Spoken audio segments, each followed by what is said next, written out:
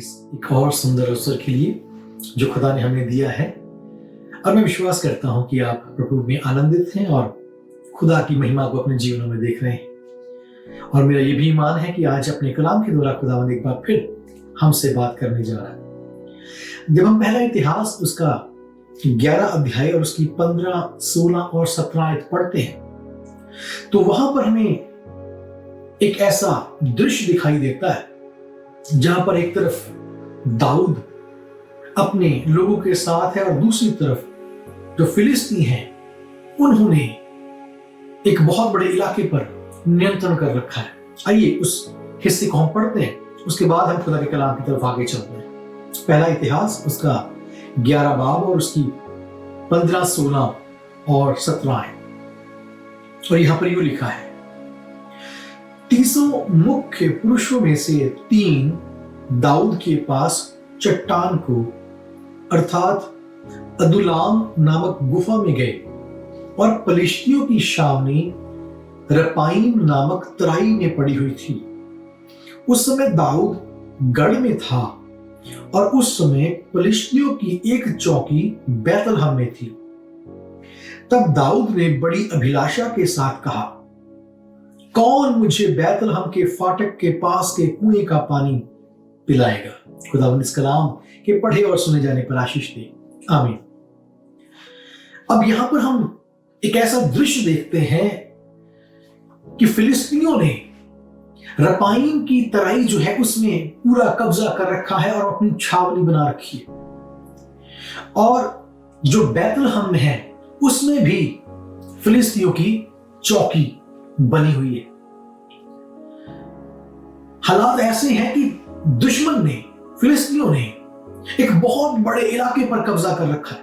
ये जो रपाईम का इलाका है जिसके बारे में यहां पर जिक्र आता है, ये बैतलहम और यरूशलेम के बीच का जितना भी इलाका है, तराई का इलाका, वो सारा इसमें आ जाता है। और ये इलाका जो है ऐसा इलाका है जहां पर अक्सर इस्राएलियों के फिलिस्तीनियों के साथ युद्ध होते रहे हैं।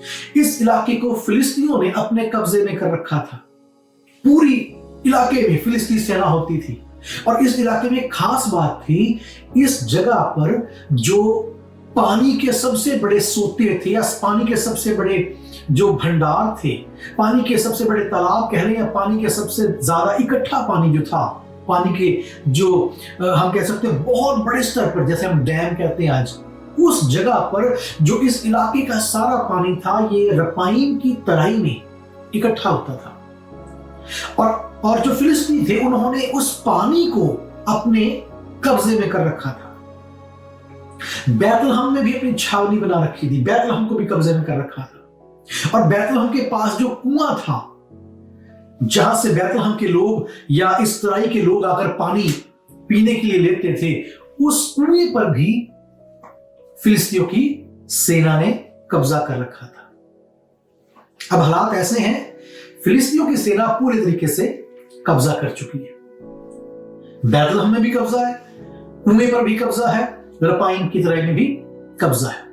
बैतलहम का अगर मतलब देखा जाए तो बैतलहम का सिंपल जो एटमोलॉजिकल जो उसका अर्थ है वो है रोटी का घर, ब्रेड बास्केट भी कह सकते हैं उसको।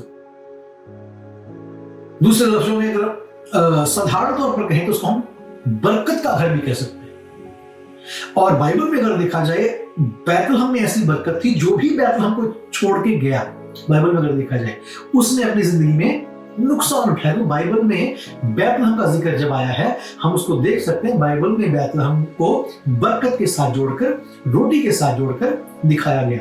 हम जानते हैं नोमी नामक एक स्त्री थी, बैतलहम को छोड़कर मोआब में गई और बैतलहम को छोड़ने के बाद वो अपना सब कुछ खो बैठी। खैर उधर नहीं जाए, हम आज बात कर रहे हैं फिलिस्तीनियों ने इस इलाके में कब्जा कर रखा है। जो रोटी का घर है उसको कब्जे में ले रखा है, जो पानी के सोते हैं उसको कब्जे में कर रखा है, जो पानी के कुएं हैं उसको कब्जे में कर रखा है।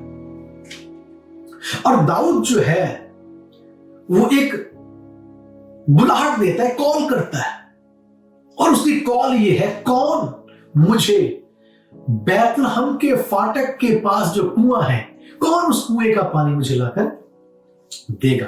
इसका सीधा मतलब है कौन मरने के लिए जाने के लिए तैयार है, क्योंकि वहां पर फिलिस्तीनियों की चौकी है, वहां पर फिलिस्तीनियों की छावनी है। फिलिस्तीनी सेना पूरे तरीके से वहां पर जोर से कब्जा करके बैठी हुई है और वो किसी हालत में भी इस पानी को इस्राएलियों के हाथ में जाने नहीं देगी।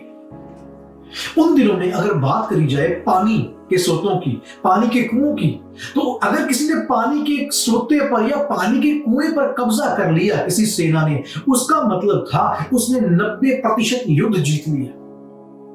क्योंकि अगर कोई मान लीजिए बैतलहम में रह रहा है और उन्होंने कब्जा कर लिया पानी पर, और अगर पानी वहां से शहर के अंदर नहीं जा रहा, लोगों को पानी नहीं मिल रहा, पीने के लिए पानी नहीं जा रहा, तो लोग ज्यादा देर तक बच नहीं पाएंगे, सर्वाइव नहीं कर पाएंगे, मारे जाएंगे। इसलिए ये उस समय में युद्धों का जीतने का जो तौर तरीका ये था, अगर आपने पानी के सोते को कब्जे में कर लिया मतलब आपने युद्ध जीत लिया। और यहां पर पानी के सोते पर भी फिलिस्तीनियों का कब्जा है और रोटी के घर पर भी फिलिस्तीनियों का कब्जा है। बड़ी गंभीर बात है। और किसी भी हालत में फिलिस्ती इस कुएं के पानी को दाऊद के पास जाने नहीं देंगे। लेकिन दाऊद ने अपने लोगों से कहा, कौन है जो मुझे बैतलहम के फाटक के पास के कुएं का पानी पिलाएगा। बहुत बड़ा चैलेंज है, एक मरने की बुलाहट है, अपने आप को कुर्बान कर देने की बुलाहट है, और कोई तैयार नहीं हो रहा। बहुत बड़ी सेना है दाऊद के पास, बहुत से लोग हैं, लेकिन कलाम पाक कहता है 3 योद्धा वहां पर जो हैं वो कहते हैं हम अपने बादशाह को उस कुएं का पानी लाकर पिलाएंगे। 3 योद्धा तैयार होते हैं और वो जाते हैं,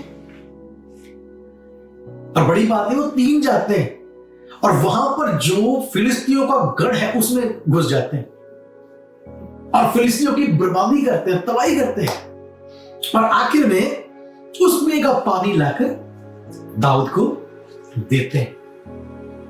ये सारा वाक्य बड़ा इंटरेस्टिंग वाक्य है, और इसमें जो आत्मिक भेद है वो बड़ा जबरदस्त छिपा हुआ है। आत्मिक तौर से ये जो हिस्सा है ये बहुत सामर्थी एक बात हमसे करता है। आइए आगे बढ़ते हैं। अगर हम बात करें 2 तरीके से इस हिस्से को हम समझ सकते हैं। पानी जो है वो अक्सर बाइबल में रूहानी जीवन को दर्शाता है। यीशु मसीह ने कहा, जो उस जीवन जल को पी लेगा जो मैं देता हूं, उसके अंदर से जीवन जल के सोते फूट निकलेगा, वो कभी प्यासा नहीं होगा। और खुदावंद जो है वो इंसान के अंदर से जीवन जल के सोते बहाने की बात करता है। मतलब आपके और मेरे अंदर जीवन जल के सोते भरे पड़े। इस संसार में बहुत से लोग हैं खुदा के, बहुत से ऐसे लोग हैं, कुछ ऐसी भेड़ें भी जिनका खुदा के पास आना बाकी है। या ये भी कह रहे हैं जनरल तौर पर इस संसार के लोगों को दुष्ट ने अपने कब्जे में कर रखा है। मतलब उसने उस जीवन जल के सोते को भी अपने कब्जे में कर रखा है, और वो अलाउ नहीं कर रहा कि वो किसी तरीके से भी उसको रिलीज कर दे। अपनी गुलामी में उस जल को उसने रखा हुआ है। बैतलहम को अगर जनरल तौर पर देखें, इस पूरे इलाके को, रपाइम को हम जनरल तौर पर कहें, तो ये दुष्ट ने अपना जाल इस दुनिया में फैला रखा है, हम कह सकते हैं। दुश्मन ने अपने गढ़, अपनी चौकियां जगह जगह पर लगा रखी हैं, और उसने उस कुएं के ऊपर अपनी सेना बिठा रखी है, ताकि ये जीवन जल जो है ये कहीं रिलीज ना हो जाए, ये कहीं यहां से निकल ना जाए, मेरे हाथ से निकल ना जाए। दुश्मन चाहता है कि इस जीवन जल को, इन सोतों को वो सुखा दे और ये किसी के काम ना आ सके। इसलिए दाऊद कहता है, कौन है जो मुझे उस कुएं का पानी पिलाए। इसका मतलब यह था, कौन है जो बैतलहम को और उस कुएं को दुश्मन के हाथ से आजाद कराएगा। और वो योद्धा जाते हैं, अपनी जान की बाजी लगाकर उस पानी को रिलीज कराते हैं और दाऊद के पास लेकर आते हैं। आज इस संसार में मेरे भाई और मेरी बहन, बहुत से सोते जो हैं वो दुश्मन ने अपने कब्जे में कर रखी है। उनको कोई आशा नहीं है, उनको कोई उम्मीद नहीं है कि कोई आकर हमें दुश्मन के हाथ से निकालेगा। हम यशायाह नबी किताब में 6 अध्याय में एक बुलाहट पढ़ते हैं, खुदा कहता है किसको भेजूं मैं, कौन जाएगा। आज भी खुदा आपसे और मुझसे ये बुलाहट देता है, कौन जाएगा और मुझे इस कुएं का, बैतलहम के फाटक के पास के कुएं का पानी मुझे लाकर कौन देगा। दूसरे शब्दों में, कौन है जो इस पानी को आजाद करेगा जिसको दुश्मन ने अपने कब्जे में कर रखा है। बैतलहम को दुश्मन ने अपने कब्जे में कर रखा है, रोटी को, घर को दुश्मन ने अपने कब्जे में कर रखा है। इसका दूसरा अगर अर्थ हम समझें, यह भी निकलता है कि हमारे आत्मिक जीवन का संबंध हमारे जिस्मानी जीवन से है, रूहानी जीवन का संबंध हमारे फिजिकल जीवन से है। जो पानी है वो आत्मिक जीवन को दर्शाता है और जो रोटी है वो हमारे जिस्मानी जीवन को दर्शाती है। अगर दुश्मन ने किसी के आत्मिक जीवन पर कब्जा कर रखा है, अगर कोई इंसान, किसी की जो रूहानी जिंदगी है वो दुश्मन के कब्जे में है, तो सीधी बात है उसका जिस्मानी जीवन, उसके फिजिकल ब्लेसिंग्स भी दुश्मन के कब्जे में होंगी, सूख जाएंगी। सिंपल भाषा में, अगर किसी का आत्मिक जीवन बंधनों में है तो उसका जिस्मानी जीवन भी बंधनों में होगा, उसकी जिस्मानी बरकतें रुक जाएंगी, उसकी रोटी रुक जाएगी। इसलिए सबसे पहले रूहानी जीवन का रिलीज होना जरूरी है। और दाऊद जो बादशाह है वो चाहता है कि ये पानी रिलीज हो जाए। हमारा खुदा चाहता है कि ये जीवन जल के सोते रिलीज हो, ये बहे, ये दुनिया में फैले। लेकिन दुश्मन चाहता है ये जीवन जल के सोतों को मैं कब्जे में करके रखूं और इनको सुखा दूं, इनका कोई भी फायदा खुदा के राज्य में ना हो। आपको पता है खुदा ने जब इंसान को बनाया, इसीलिए बनाया था कि इंसान, हर एक इंसान, उसमें हर एक आता है इंसान। ये नहीं कि सिर्फ हम जो मसीही लोग हैं उनकी बात नहीं, हर एक इंसान को खुदा ने जब बनाया तो खुदा की इच्छा यही कि वो इंसान अपने खुदा को जाने और उसके जीवन से जीवन जल के सोते फूटे और उसका जीवन खुदा की महिमा के इस्तेमाल हो। लेकिन दुश्मन चाहता है कि वो इन सोतों को सुखा दे। जैसे हम वहां पर देखते हैं, इज़ेकियल के सामने एक सूखी हुई हड्डियों की तराई है। दुश्मन की युक्ति यही है कि वो हमारे जीवन में सूखापन लाए, लेकिन खुदा ये चाहता है कोई वहां पर जाकर भविष्यवाणी करे। खुदा चाहता है कि कोई वहां पर जाकर उस सूखेपन की जिंदगी को हरा भरा कर दे, उसको उठाकर एक आर्मी बना दे। खुदा चाहता है और वो आपसे और मुझसे कहता है, क्या हम अपने खुदा की आवाज सुनकर जाने के लिए तैयार हैं कि हम उस फाटक की, उस बैतलहम के फाटक के पास जो कुआं है उसका पानी अपने खुदा के पास ला सकें, उसके राज्य में उसको ला सकें? क्या हम तैयार हैं? प्रश्न आपके लिए भी है, प्रश्न मेरे लिए भी है। वहां पर बहुत से लोग थे दाऊद के पास, कोई तैयार नहीं हुआ। सिर्फ 3 लोग। ये गिनतियां बड़ी जबरदस्त है बाइबल में। यहां अगर 5वां अध्याय, जो 11वां अध्याय उसकी 15 शुरू जहां से होती है, वहां लिखा 30 मुख्य, मतलब 30 थे मुख्य, 30 बड़े बड़े योद्धा थे दाऊद की सेना में। उनमें से 3 जाते हैं।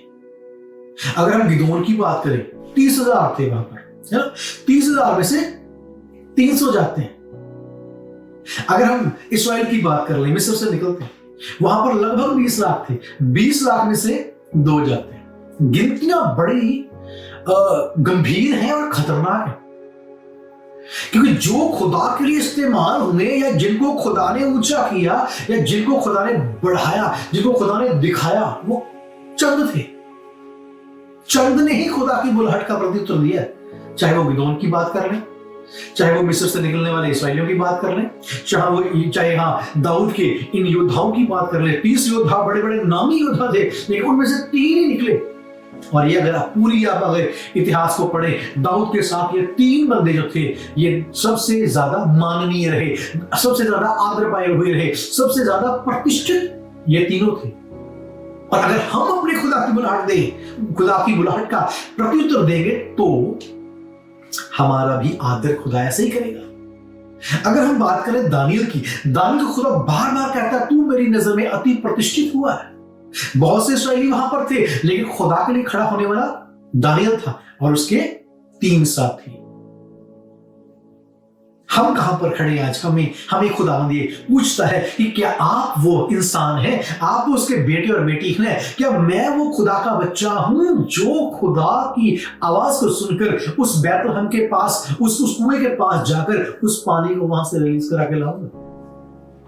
दाऊद देखना चाहता है आज कौन जाता है उस पानी को लाने के लिए। हमारा खुदा देखना चाहता है कौन जाता है उस बंधे हुए को आजाद करने के लिए। गधा बंधा हुआ था, यीशु ने अपने चेलों से कहा जाओ, वहां गांव में एक गधा बंधा हुआ है। खुदावन ने चाहता कि कोई भी जिंदगी बंधी रहे। खुदावन चाहता कि इस संसार के जितने भी बंधे हुए हैं गुलामी में, उनको आजाद किया जाए। आजाद करने के लिए खुदा ने हमें आजादी दी है, आजाद होकर जीने के लिए खुदा ने हमें आजादी दी है। हमें खुद भी आजादी का अनुभव करना है, जो बंधे हुए हैं उनको भी आजाद करके खुदा के पास लाना है। इससे पहले कि हम दूसरे व्यक्ति को आजाद करके खुदा के पास लाए, पहला प्रश्न हमारे लिए खुद है, कहीं हम वो पानी तो नहीं, कहीं हम फाटक के पास रहने वाला वो पानी तो नहीं जो दुश्मन के कब्जे में है?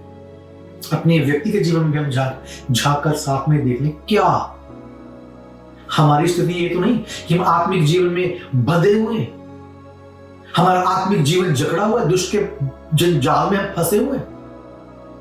और ये सीधी बात है, अगर हम आत्मिक जीवन में गुलाम हैं, अगर हम दुष्ट के पंजे में फंसे हुए हैं आत्मिक जीवन में, हमारे दुआ का जीवन, हमारे कलाम का जीवन, हमारा सुसमाचार का जीवन, हमारी पवित्रता का जीवन, हमारा गवाही का जीवन, हमारा आराधना का जीवन अगर जकड़ा हुआ और बंधा हुआ है, तो हमारी जो बरकत है, हमारी जो बरकतों का भंडार है, वो भी दुष्ट के कब्जे में होगा। इसलिए दाऊद कहता है पहले जाकर उस जगह का पानी मुझे लाकर दो। जब वो पानी लेने के लिए गए तो उन्होंने सिर्फ कुआं आजाद नहीं कराया, वहां पर जो चौकी थी फिलिस्तीनियों की, वहां पर जो फिलिस्तीनी सेना थी, उन 3 योद्धाओं ने उन सबको साफ किया, उन सबका खात्मा किया, उस कुएं का पानी भी आजाद करा दिया और बैतलहम के बरकत के दरवाजे भी खोल दिए।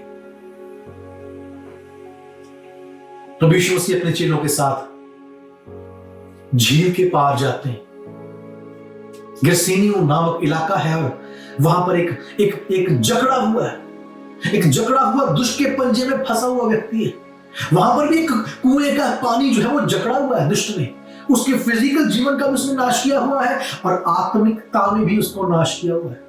यीशु अपने चेलों से कहते चलो उस पार चले, लेकिन रास्ते में बहुत तूफान आता है, आंधी आ जाती है। दुश्मन नहीं चाहता कि किसी भी तरीके से हम उस कुएं का पानी खुदा के राज्य में ले आए।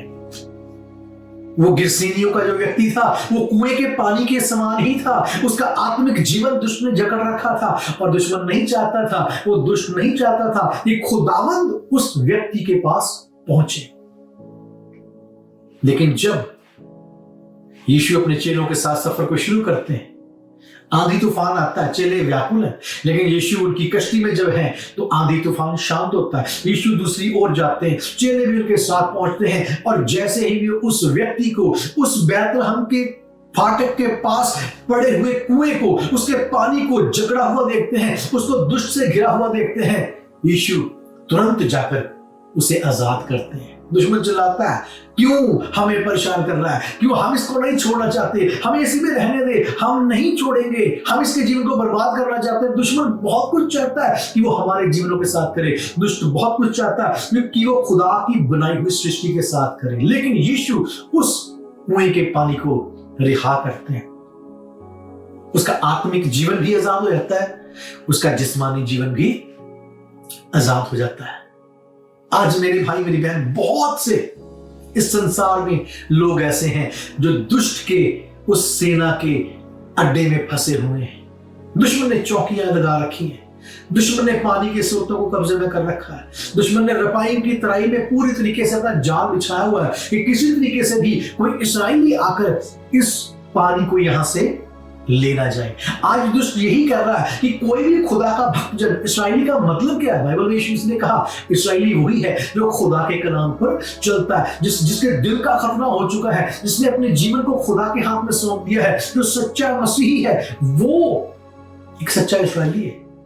और दुश्मन नहीं चाहता कि कोई भी खुदा का भक्तजन, कोई भी योद्धा इस पानी के पास आए। दुश्मन चाहता है कि ये पानी घटता जाए और सूख जाए। और हमें ध्यान रखना है, अगर हमारा आत्मिक जीवन दुष्ट के कब्जे में है और वो पानी धीरे धीरे सूखता जाएगा, पानी धीरे धीरे सूखता जाएगा, सोता धीरे धीरे घटता जाएगा, और एक दिन ऐसा आ जाएगा जब वहां एक उजाड़, मरुस्थल, रेगिस्तान का दृश्य बन सकता है।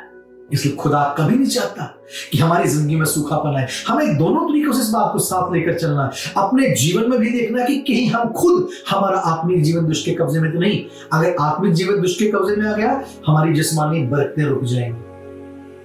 अगर हम एक आत्मिक योद्धा के समान जीत रहे हैं, जय पाते हुए जा रहे हैं, तो हमें यह देखना कि हमारे इर्द गिर्द का कोई हमारा भाई बहन दुश्मन के कब्जे में तो नहीं है।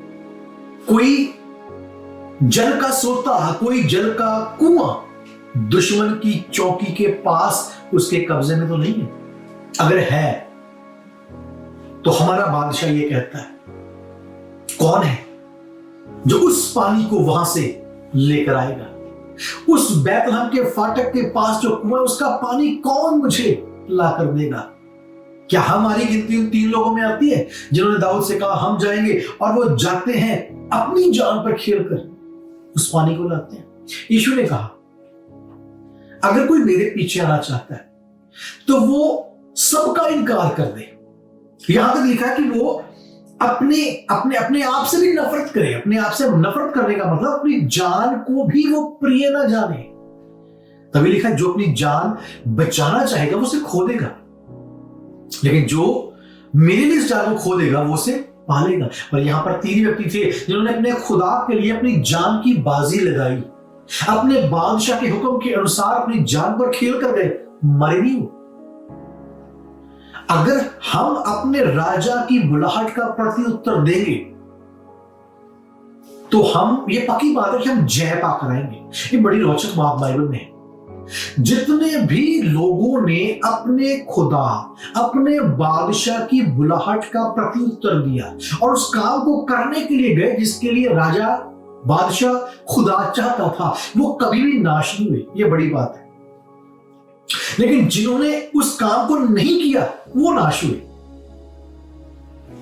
सबसे बड़ी उदाहरण अगर शुरू कर लें, मिस्र की गुलामी से जब निकलते हैं, 2 बंदे थे जिन्होंने कहा कि नहीं, हम उस देश को ले सकते हैं, हम कनान में जाकर उसके वारिस बन सकते हैं, हम उन लोगों को हरा सकते हैं।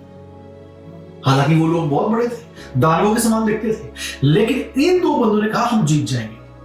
और जो कदम उन्होंने खुदा के लिए उठाया वो सफल हो गए। जो कहते थे भाई नहीं, हम नहीं कर पाएंगे, हम मारे जाएंगे, हम आगे नहीं बढ़ सकते, हम उस देश को नहीं ले सकते, वो सारे के सारे मारे गए। जिन्होंने अपनी जान बचानी चाहिए वो मारे गए, लेकिन जिन्होंने अपनी जान खुदा के लिए अपनी हथेली पर रखकर या दांव पर लगाकर आगे बढ़े, वो कभी मरने नहीं दिए खुदा ने, उनको कभी भी लज्जित होने नहीं दिया खुदा ने, उनको कभी भी नामधराई का पात्र बनने नहीं दिया खुदा ने। ये हमारा जिंदा खुदा है। और उस खुदा का बंदा खुदा की सेवा के लिए जब निकलता था, बहुत बड़े बड़े उसके साथ हादसे पेश आते थे, जहाज टूट जाते थे, समंदर में फंस जाते थे, लेकिन खुदावन उसे जिंदा फिर से जमीन पर, सूखी जमीन पर लाकर खड़ा कर देता था। ये हमारा खुदा है जो मरने नहीं देगा। हमारे बाल तक उसने गिने हुए, हमारे बारे में सब जानता है। उसे पता है कि आप एक योद्धा हैं, वो जानता है आपको। गिदोन समझता था मैं तो कमजोर हूं, कहां जा सकता हूं? खुदा कहता नहीं, तू शूरवीर योद्धा है, तेरे द्वारा ही तो बहुत उद्धार का काम होने वाला है, तो उठ और आगे बढ़। और जब वो आगे बढ़ा, निराश नहीं हुआ, उसकी बेइज्जती नहीं हुई, उसकी नामधराई नहीं हुई, वो जयवंत हुआ और उसने दुश्मन की बहुत बड़ी सेना को बिना तलवार के मार लिया। क्या लेकर गए वो? घड़े लेकर गए, मशाले लेकर गए। ऐसे ही तो लड़ा जाता है, तुरिया लेकर गए साथ में फूंकने के लिए। खुदावंद सिर्फ ये चाहता है कि हम उसकी बुलाहट का प्रत्युत्तर दें, अपने कदम को बढ़ाएं तो सही बेतलहम के दरवाजे की तरफ। खुदावंद खुद जाकर हमारे लिए लड़ेगा। ऐसा नहीं खुदावंद दुश्मन के सामने करके हमें छोड़ देगा और भाग जाएगा। हमारा खुदा वो नहीं, हमारा खुदा वो खुदा है जो हमारे आगे चलकर युद्धों को लड़ता है। लेकिन वो ढूंढता एक बंदा तो मिले मुझे, एक मेरी बेटी तो मिले जो मुझे कहती है, जो मुझे कहता है कि हाँ मैं जाऊंगा और खुदावंद तुझे बैतलहम के फाटक के पास के उस कुएं का पानी मैं लाकर तुझे दूंगा। अगर हम उस कुएं का पानी लाकर अपने खुदा को देते हैं, हम उसकी नजर में वैल्यूएबल हैं। वो हमारे लिए बैतलहम के दरवाजे भी खोलेगा, वो हमारे लिए बरकतों के भंडार भी खोलेगा। लेकिन अगर हम चाहते हैं कि पीछे ही रहे, हम ना जाए कोई और जाए, तो जो जाएगा उसके लिए वो बरकत तो रिलीज होगी, लेकिन उसके व्यक्तिगत जीवन के लिए खुदावंद बैतलहम के दरवाजे भी खोलेगा। तभी मैंने कहा इस बाइबल के हिस्से को कई तरीकों से हम देख सकते हैं। अगर हम किसी को खुदा के लिए जीतते हैं, अगर हम किसी की आत्मिक जीवन के लिए बरकत का बाइस बन रहे हैं, अगर हम किसी के लिए बोझ लेकर उसे खुदा के पास ला रहे हैं, तो खुदावंद हमारे लिए बैतलहम के दरवाजे खोलेगा। और बैतलहम वो जगह है जहां पर भरपूरी है, बैतलहम वो जगह है जहां पर आपकी बरकतें पड़ी हुई हैं, बैतलहम वो जगह है जहां पर आपके सपनों की और आपके दर्शनों की पूर्ति है। अगर चाहते कि बैतलहम में हम दाखिल हों, तो हमें बैतलहम के फाटक के पास जो कुआं है उसका पानी लाकर अपने बादशाह को देना पड़ेगा। हमें अपने जीवन में एक कदम आगे बढ़ाना पड़ेगा। हमें अपने जीवन में अपने काम तो हम कर ही रहे हैं, अपनी जिस्मानी जिम्मेवारी हम निभा रहे हैं, लेकिन आपका और मेरा असल में इस दुनिया में आने का मकसद पता क्या था? यही था कि हम उस हड्डियों की, सूखी हड्डियों की तराई में जाकर भविष्यवाणी करके एक सेना खड़ी करें। आपके और मेरे जीवन का मकसद यही है कि हम किसी सूख चुके को हरा भरा करके अपने खुदा के सामने पेश करें, किसी पाप में मरने वाले को खुदा के कलाम को बताकर खुदा की हजूरी में लेकर आए। खुदावंद यही चाहता है कि जो लंगड़ा फाटक पर बैठा हुआ है, उस सुंदर फाटक पर बैठा हुआ है, हमारी वजह से वो उठकर खुदा की हैकल के अंदर जाए। बहुत से लोग, बहुत सी जिंदगियां आज दुष्ट ने अपने कब्जे में कर रखी। अगर बड़े स्तर पर बोले, ये पूरा संसार दुष्ट के कब्जे में है। हम बच जाएंगे, ठीक, अच्छी बात है, हम खुदा को जानते हैं, बहुत बढ़िया बात है, हमारा परिवार ठीक है, बच जाएगा, वो कलाम को जानते हैं। लेकिन ये जो इर्द गिर्द का इलाका है, ये जो रपाईम की तरह का इलाका है, आपके घर के बाहर का इलाका है, आपके मोहल्ले का इलाका है, आपके शहर का इलाका है, आपके देश का इलाका है, उसका क्या हो? हमें सिर्फ अपने घर की चार दीवारी के अंदर रहकर अपने आप का ही एक आनंद का जीवन नहीं जीना। हमें खुदावन चाहता है कि अपनी जगह से उठकर बैतलहम के फाटक के पास जाकर देखें, कितने लोग वहां पर दुष्ट के बंधुआई में हैं, कितने लोग पाप में मर रहे हैं, कितने लोग बीमारियों से जकड़े हुए हैं, कितने लोग जिस्मानी और रूहानी दोनों तरीके से पस्त हो चुके हैं। कितनी भूख मरी है दुनिया में, आप जानते हैं, कितनी गरीबी है। और इसका असल वजह पता क्या है? इसका असल कारण है आत्मिक जीवन में लोग गुलाम हैं। अगर हम अपने चारों तरफ बीमारियां देखते हैं ना, गुलामी देखते हैं। कोई किसी ने मुझसे ये प्रश्न पूछा, बड़ा अच्छा प्रश्न है, आप भी पूछ सकते हैं, हम में से हर एक के अंदर ये प्रश्न आता होगा और इस प्रश्न के बहुत से उत्तर है। हाल ही में कोई 10 दिन पहले किसी ने मुझसे ये सवाल किया, उन्होंने सवाल किया कि मेरे जीवन में 35 साल से एक सवाल है जिसका मुझे जवाब नहीं मिला, और सवाल ये था कि इस दुनिया में इतने दर्द, इतनी तकलीफ, इतनी परेशानियां, इतनी बीमारियां क्यों है? अनजस्टिस दिखाई देता है। और इनजस्टिस ऐसे है कि एक छोटा सा बच्चा, वो बीमार है, उसने कुछ भी नहीं किया, वो बीमार है, उसकी टांगें नहीं चलती, पोलियो का मारा हुआ है या कोई भयानक बीमारी लगी हुई है। एक व्यक्ति जिसने कभी पाप नहीं किया, बड़ा अच्छा बंदा, मतलब धर्मी लगा लो, भी बड़ा रास्ता से चलता है, खुदा से डरता है, पाप तो चलो हम सबने किया, लेकिन उसका जीवन ऐसा है कि वो खुदा के भय में चलता है, लेकिन वो दुखी रहता है। कोई भूखा है, कोई कंगाल है, कोई नंगा है, कोई बीमारियों में फंसा हुआ है, चारों तरफ विपत्ति है। खुदावंद हल क्यों नहीं करता? खुदा कर सकता है, क्यों नहीं करता? ये प्रश्न बहुत सदियों से लोग पूछते हैं। उत्तर खुदा के अनुग्रह में मैंने उस भाई को दे दिया और उसने खुदा का शुक्र किया कि आज बड़े दिनों के बाद, बड़े सालों के बाद, ना दिनों के लिए, सालों के बाद, कहता 35 साल से मेरा ये प्रश्न था और आज मुझे उसका उत्तर मिला। मैं विश्वास करता हूँ कि आप इसका उत्तर जानते हो कि आप खुदा के बेटे बेटी हैं। ये हमारा विषय नहीं है कि हम इस तरफ चलें, किसी दिन जो इस विषय पर बात हम करेंगे डिटेल में कि ये ऐसा क्यों है। लेकिन इसकी एक वजह ये भी है कि कहीं ना कहीं हमने अपने इलाके का, अपने बैतलहम के उस फाटक का ध्यान नहीं दिया। एक कारण उसमें से ये भी है, जो हम कर सकते थे हमने नहीं किया। हम सिर्फ अपने चार दीवारी में, आज सेवकाई भी पता कैसी हो चुकी है। अगर एक चर्च है, चर्च के एक चर्च में मान लीजिए 100 मेंबर है, तो वो एक अलग अपना गुट समझते हैं। हमारे चर्च में एक नाम रख दिया गया है, अब हम इस चर्च के मेंबर हैं, हमारा किसी चर्च के साथ कोई लेना देना नहीं है। हम जो कुछ भी करेंगे इन 100 लोगों के भलाई के लिए करेंगे। हम जो कुछ भी करेंगे इन 100 लोगों को ध्यान में रखें, इनके लिए करेंगे। इनके बाहर दूसरा चर्च जो है वो देखेगा। और ये जो तरीका सेवकाई का, ये बिल्कुल गलत है। और कई तो इतने बड़े बड़े एम्पायर खड़े हो चुके हैं आज सेवकाइयों में कि वो इतना लेवल इतना बढ़ चुका है कि वो किसी दूसरे चर्च को चर्च ही नहीं समझते। वो ये सोचते हैं कि हमारा जो एम्पायर है यही बस सही एम्पायर है, हमारे लोग इस स्वर्ग में जाएंगे, बाकी सारे मसीही नरक में चले जाएंगे। बहुत नुकसान हो चुका है खुदा के राज्य में, और शायद हम इसको समझने में कहीं देरी कर गए। मसीही जो लोग हैं सब इसमें आते हैं, मैं भी आता हूं, हम सब आते हैं। हम इस दुश्मन की युक्ति को समझने में लेट हो गए, और दुश्मन ने अपना काम पूरे आराम से बैठकर किया। पूरा वो बैठा और पूरे बैठकर उसने आराम से अपना जो काम था किया, और वो खेल रहा है, वो हंस रहा है कि कलीसिया को पता ही नहीं कि मसीह की देह जो है वो बर्बाद हो रही है। कलीसिया को पता ही नहीं खुदा की योजना जो संसार के लिए थी वो दुष्ट खराब कर रहा है। हम अपने ही चर्चेज में, अपने ही परिवारों में, अपने ही झुंडों में व्यस्त हैं, और हमें लगता है हम बहुत अच्छा कर रहे हैं, हमारा चर्च बहुत अच्छा चल रहा है। लेकिन हमें अपने उस जगह से, कलाम पाक में अगर हम इसी अध्याय को 11 अध्याय को थोड़ा सा पीछे जाकर देखें, लिखा है दाऊद गढ़ में था, दाऊद सिय्योन नामक गढ़ में था, और वो सिय्योन नामक गढ़ में जो था वो बिल्कुल सुरक्षित था।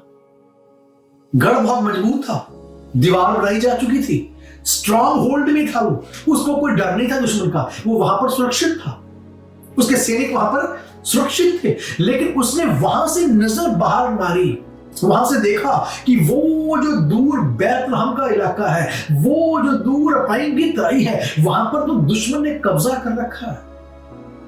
वहां का पानी दुश्मन ने अपने कब्जे में कर लिया है, वहां की जिंदगी को दुश्मन ने अपने कब्जे में कर लिया है। वो चाहता है कि ये जिंदगी सूख जाए, वो पाप में ही उनको मार देना चाहता है। क्यों ना हम वहां पर जाएं और दुश्मन के जाल से, दुश्मन की चाल से उस पानी को रिलीज करके लाएं। आज भी खुदावन जब वहां से देखता है, इस पृथ्वी का हाल देखता है, तो उसके दिल से यही आवाज निकलती है, कौन है जो मुझे बैतलहम के फाटक के पास उस कुएं का पानी पिलाएगा।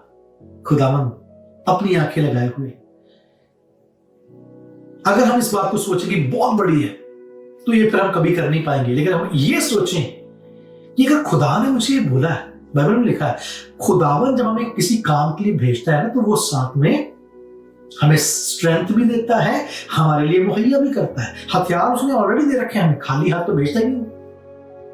दुश्मन से लड़ने के लिए सारे हथियार ऑलरेडी दे रखे हैं। वो और भी जितनी भी जरूरतें हैं अपनी स्वर्गीय सेना के द्वारा, फरिश्तों के द्वारा उन जरूरतों को पूरा करता है। बस वो ये चाहता है कि हम इस बात को समझें कि हम सिर्फ सिय्योन के उस गढ़ में बैठे रहने के लिए बुलाए नहीं गए, हमें वहां से बाहर निकलना है, हमें बैतलहम के पास जाना है, जहां पर वो पानी कब्जे में शैतान ने किया हुआ है। हमें उस पानी को रिलीज करना है और बैतलहम के फाटकों को खोलना है, ताकि हम भी उसके द्वारा बरकत पाएं और हमारे द्वारा ये संसार जो दुष्ट के कब्जे में है खुदा की बरकत को देखे। जिस्मानी तौर पर भी मजबूत हम तब होंगे जब हम रूहानी तौर पर आजाद हो चुके हैं। इसलिए खुदा चाहता है कि हम रूहानियत में काम करना शुरू करें, रूहानी बातों की तरफ ध्यान देना शुरू करें। दुआ में, कलाम में, आराधना में और सारी ऐसी खुदा की जो आत्मिक बातें उनमें बढ़ें और दूसरों की तरफ ध्यान देना शुरू करें जो कमजोर है विश्वास में, जो जकड़े हुए हैं। आपको पता है, अगर हम किसी को खुदा के पास लाते हैं, स्वर्ग में हमारा कितना बड़ा प्रतिफल होगा। कैसे सिंहासन पर हम बैठेंगे, कैसे मुकुट हमें मिलेंगे, कैसी शान और शौकत हमारी होगी। कैसे लोग यही चाहते हैं भी चलो बच गए हैं, ठीक है, पैराडाइज में चले जाएंगे, वहां पर ठीक आराम से रहने। क्या ये सोच तो नहीं हमारी भी किसी ना किसी तरीके से स्वर्ग में पहुंचना हमने? अगर ये सोच है तो कहीं ना कहीं स्वर्ग की वो जो गाड़ी है वो भी ना छूट जाए। क्योंकि अगर हम इस सोच के साथ चलते हैं ना, कोई बात नहीं, कोशिश करके वहां तक ही पहुंचना है, तो कई बार गड़बड़ हो जाती है। हमें बाइबल में लिखा है, हमें युद्ध करके बहुत बड़ा जोर मारकर आगे बढ़ना है खुदा के राज्य में, और जो आपकी तरफ बढ़ रहे हैं उनको भी झपट कर हमें बचाना। आप योद्धा हैं, आप वॉरियर हैं खुदा के। खुदावंद आपको साधारण एक डरपोक इंसान के समान नहीं देखता, वो आपको योद्धा के समान ही देखता है। और वो इसलिए चाहता है कि जैसे दाऊद के 3 योद्धा गए थे, आप और मैं भी आगे बढ़ें, उस फाटक के पास जाएं, अपने इस गढ़ से निकले बाहर। जो गढ़ हमें बना रखे हैं ना कि मैं बस ये मेरा है और इतने में मैं संतुष्ट हूं, ये इसका इलाका है, वो देखेगा नहीं। इस सोच से हमें बाहर निकलना पड़ेगा, हमें अपने दायरे को बढ़ाना पड़ेगा, इस गढ़ से बाहर आना पड़ेगा, बैतलहम के फाटक के पास जाना पड़ेगा, उस कुएं का हाल देखना पड़ेगा, दुश्मन ने जिसने कब्जा किया हुआ उसको मारना पड़ेगा, उसको हराना पड़ेगा, और इस पानी को, इस कुएं के जल को, इस आत्मिक जीवन को हमें निकालकर खुदा के पास लाना पड़ेगा। और साथ में जैसे हम ये काम करेंगे, दुश्मन के मरने के बाद हमारे पास वो चाबी होगी कि हम फाटकों को, बैतलहम के फाटकों को भी खोल सकें। आत्मिक तौर से भी मजबूत, जिस्मानी तौर से भी मजबूत। और बाइबल में लिखा है, जो किसी की खेती सींचता है उसकी अपने आप ही सिंच जाती। हमें अब से अपने उन भाई बहनों के लिए, खुदा के उन लोगों के लिए कोशिश करनी है, उनके लिए लड़ना है। आत्मिक जीवन में उनके लिए हमें खड़े होना है जो बंधुआई में है। अगर मूसा ना जाता मिस्र में, इसराइलियों का क्या हाल होता। खुदा ने जब बुलाया, मूसा भी गया। आज आपको मूसा का काम करना है, आज हमें जाना है, आज मुझे जाना है कि मैं मूसा बनकर जाऊं और इन लोगों को लेकर आऊं। अगर ये 3 लोग न जाते, उस पानी का क्या हाल होता। हो सकता है वो सोता सूख जाता, लेकिन ये 3 गए और पानी को लेकर आए। अगर इज़ेकियल उस हड्डियों की सूखी हुई तलाई के पास ना जाता, उसका क्या बनता। लेकिन वो गया, खुदा के नाम से भविष्यवाणी की और एक सेना खड़ी हुई। आज ये काम आपको और मुझे करना है, हमें जाना है और बैतलहम के फाटक के पास जो कुआं है उसका पानी अपने खुदा के पास लेकर आना है और आत्मिक और जिस्मानी तौर दोनों से मजबूत होना है। खुदावंद आप सबको बहुत ऐसे बरकत है, ये प्रार्थना करें। जिंदा खुदावंद, हम आपका धन्यवाद करते हैं आपके जिंदा कलाम के लिए, जो हमारी जिंदगियों को बदल देता है, जो खुदावंद भेदों से भरा हुआ है। और आपने खुदावंद आज हमें समझाया, सिखाया कि हमें खुदावंद अपनी जिंदगी में सिर्फ अपने प्रभु जी उस सेफ एनवायरनमेंट में बैठे नहीं रहना, उस खुदावंद कश्ती में ही आराम से बैठे नहीं रहना, उस गढ़ में ही हमें सिर्फ आराम से बैठे नहीं रहना। हमने देखना है कि बाहर बैतलहम के पास जो कुआं है उसका क्या हाल है, उसमें जो पानी है कहीं वो सूख तो नहीं गया। हमें खुदावंद इन जकड़े हुओं को आजाद करके आपके राज्य में लाना है और हम इसकी बरकत अपने आत्मिक जीवन में खुद भी देखेंगे और जिस्मानी बरकतों के रूप में भी देखेंगे। और ये लोग जो आजाद होते हैं, ये भी खुदावंद जिस्मानी तौर से भी और रूहानी तौर से भी आपकी महिमा को देखेंगे, विश्वास करते हैं। और एक बहुत बड़ा ब्रेक थ्रू आप इस संसार में अपनी कलीसिया के द्वारा लाने जा रहे हैं, मैं विश्वास करता हूँ। आत्मिक जीवनों में एक नया उत्थान होगा, एक नया ब्रेक थ्रू आने वाला है, मैं विश्वास करता हूँ। और उसके साथ जब आत्मिक आजादी मिलेगी तो खुदावंद फाइनेंशियली भी, फिजिकली भी, इमोशनली भी, खुदावंद सोशली भी आपके लोग मजबूत होते जाएंगे। ये मेरा विश्वास है कि आज का कलाम हम सब के लिए बहुत बड़े छुटकारे का और एक दिलगी का बाइस होगा। प्रभु यीशु आपके जिंदा और अतुल्य नाम से इस प्रार्थना को मांगते हैं, आमीन आमीन। खुदावंद आप सबको बहुत आयत से बरकत दे, सबको जय मसीह की।